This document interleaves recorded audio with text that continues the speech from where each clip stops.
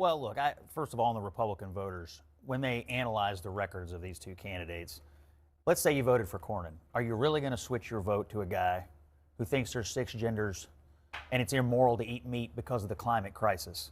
No Texan believes that other than Talarico, and no Texas Republican is going to switch their vote from Cornyn to a Democrat because of that. So the new talk of the town is James Talarico is going to win in Texas. Yeah. He's going to come out on top. All of the upset Cornyn voters, John Cornyn supporters, are going to turn around and vote for a Democrat in James Talarico. That's what Democrats are out here saying. And yeah, as you heard there from Scott Jennings, that's some really wishful thinking. Okay.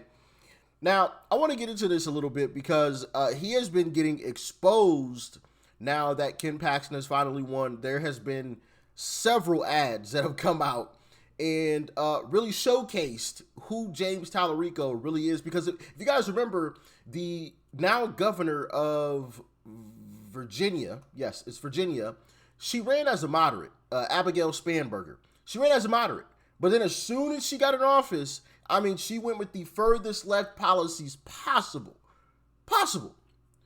And now James Talarico is getting exposed for basically being the same type of individual. So let's hop into a couple of these ads, and then we'll get into a couple of clips that you guys are definitely going to want to see, as well as a James Talarico interview that is quite hilarious. So let's hop right on into it, shall we?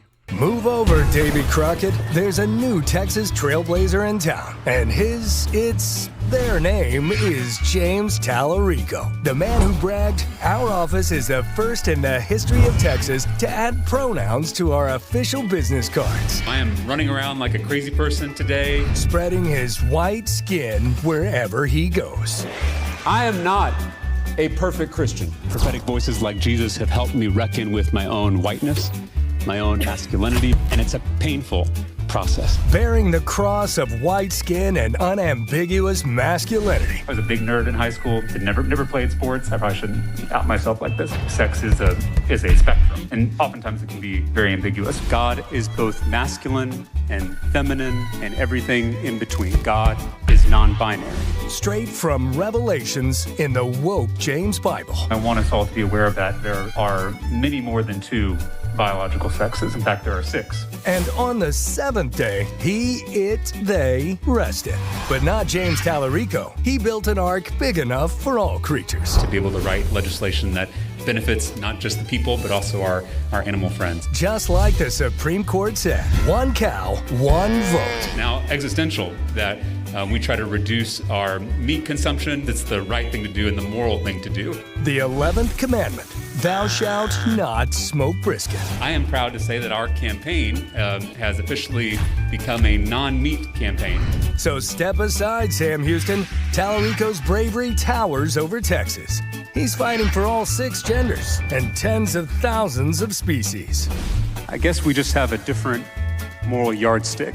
You know what insults Jesus? Binary white people who eat barbecue and remember the Alamo? There's only been one perfect Christian. And they certainly weren't a carnivorous, Caucasian, binary Homo sapien, according to the woke Gospel of James. They're going to call me a radical leftist, un-Texan, un-American. And bar none, the weirdest candidate for Senate the Lone Star State has ever seen. So quite the long clip. Yes, I know. But like I said, it really showcased who he genuinely is. 6 genders. God is non-binary. You know, all of this stuff. Here's another ad. This one isn't quite as long. It's only about 60 seconds, but here it is. This is Texas.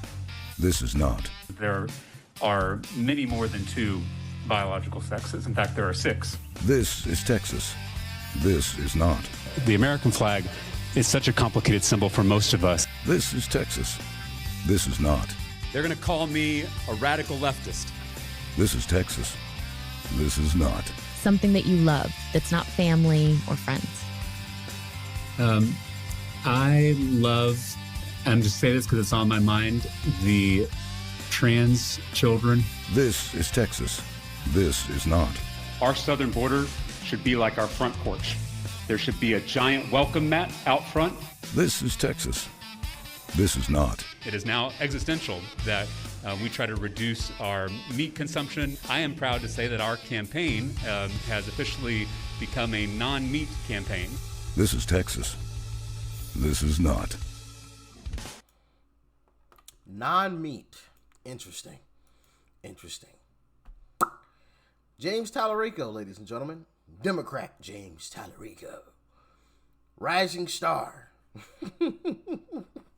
If this is who Democrats are relying on in their party to be their rising stars,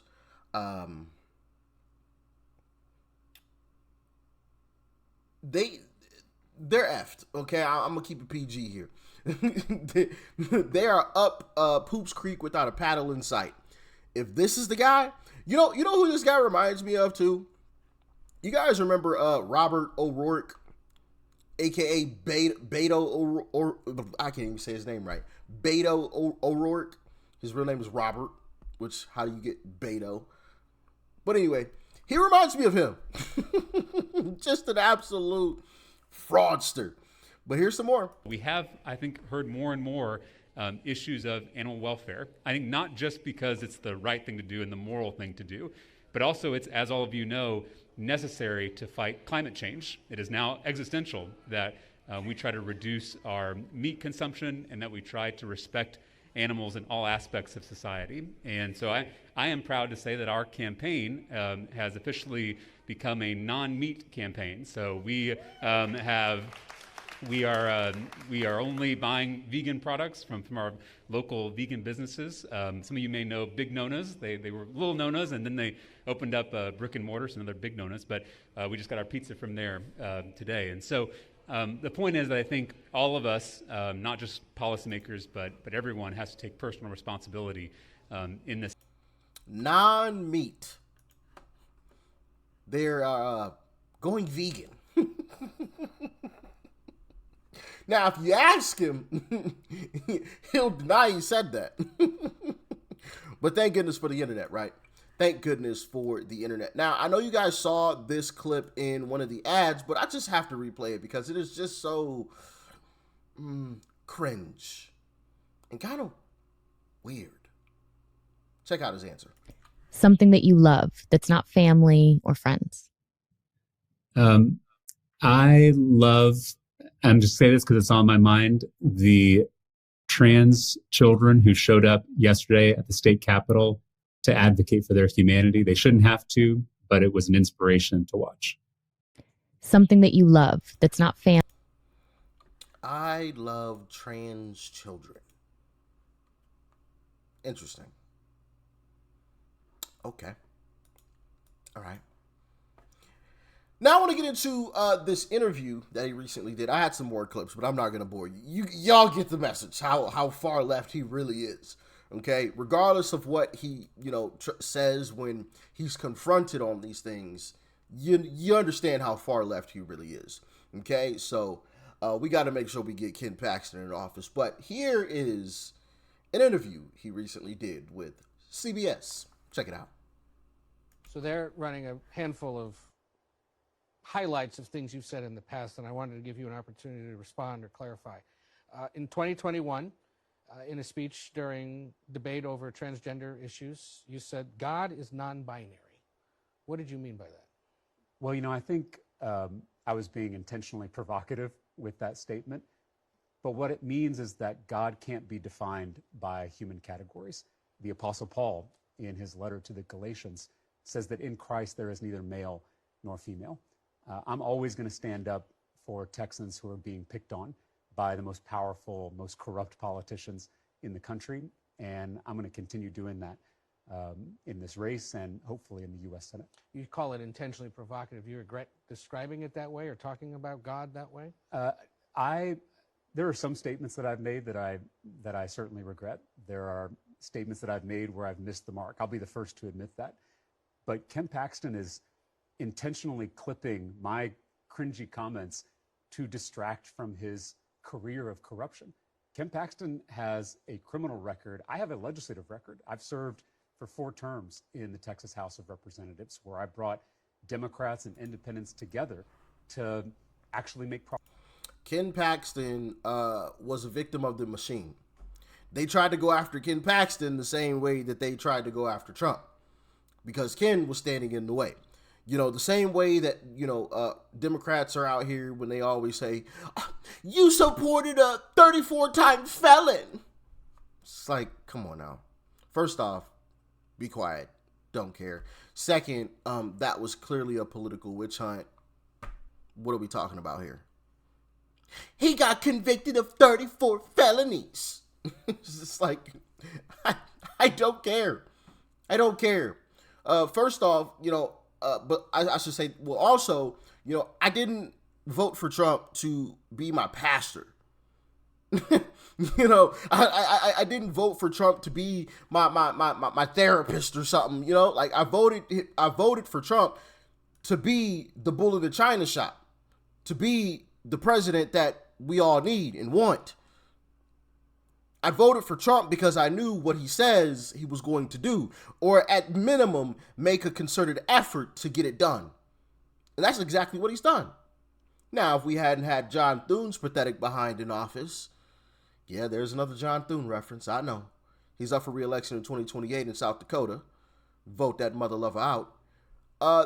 Trump's agenda would have been pushed through a long time ago. Save America Act would have been passed, for example. We wouldn't still be sitting here talking about that. So when people say, oh, well, Trump hasn't done everything, well, he's not a dictator. Even though Democrats like to say that he is, he's not. He can't just do whatever it is that he wants to do, and executive orders can only go so far. The House and the Senate have to be in alignment as well.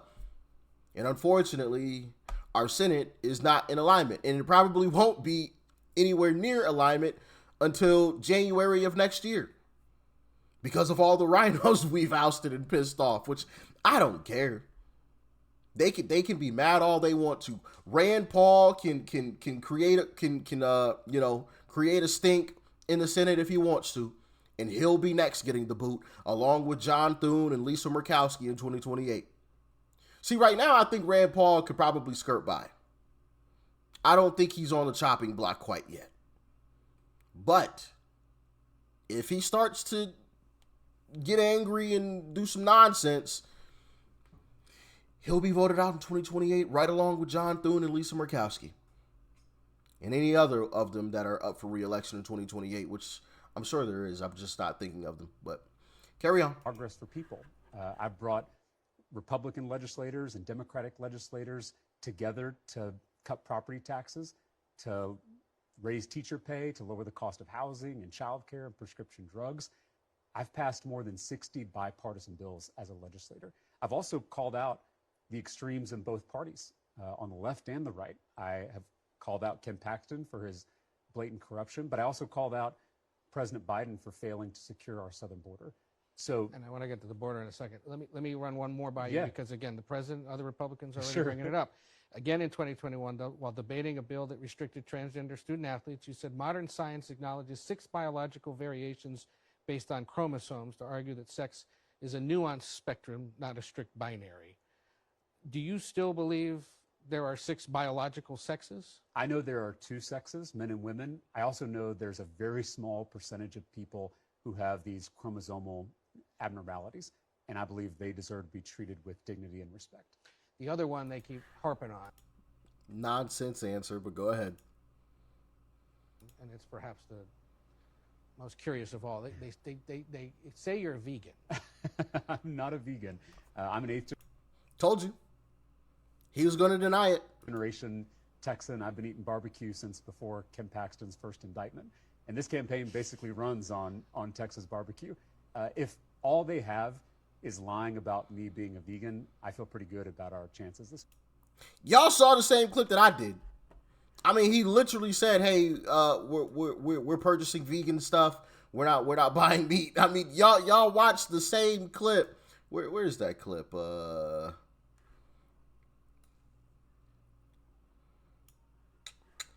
Here it is. We have, I think, heard more and more issues of animal welfare. I think not just because it's the right thing to do and the moral thing to do, but also it's, as all of you know, necessary to fight climate change. It is now existential that we try to reduce our... I mean, you automatically lost me when you talked about climate change. Like, anybody talking about that, like, I just automatically tune them out. Meat consumption, and that we try to respect animals in all aspects of society. And so I am proud to say that our campaign has officially become a non-meat campaign. So we are only buying vegan products from... He said it himself. He said it himself. Now, would a meat eater say something like that? Like, I'm not vegan. And also, another thing that people really don't realize when you want to talk about, you know, saving the animals, because I'm going to go vegan. You don't think animals are killed to save your tofu? You don't think animals are killed to save the crops that you try to eat, that you have to eat? The rabbits, the birds, you know, sprayed with all types of stuff to kill anything and everything in the vicinity. But we ain't gonna talk about that. Anyway. Like I said, just an absolute liar, and there was a perfect example of it right there. You're lying about me being a meat eater. You said it yourself. Yo, we not eating meat. We gonna respect the animals and climate change. So which one is it? Are you a liar? Which we all know that. Or are you actually not eating meat? Which one? He's talking out of both sides of his neck, man. Classic Democrat politician. Classic Democrat politician. But as always, I just had to show you guys all of that. Y'all get in the comments. Let me know your thoughts and your opinions. Stay safe out there. Peace and love. I'm out.